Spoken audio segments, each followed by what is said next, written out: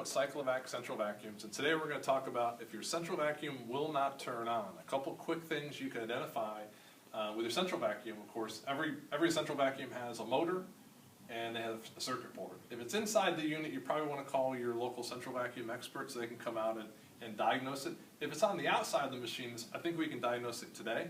A couple quick things. Every central vacuum has a reset switch on it, which will reset the motor and hopefully make it turn on again. Another thing could be on your electrical panel, you might have tripped a breaker. So always check your breaker on your electrical panel to see if it tripped it, and check your reset switch.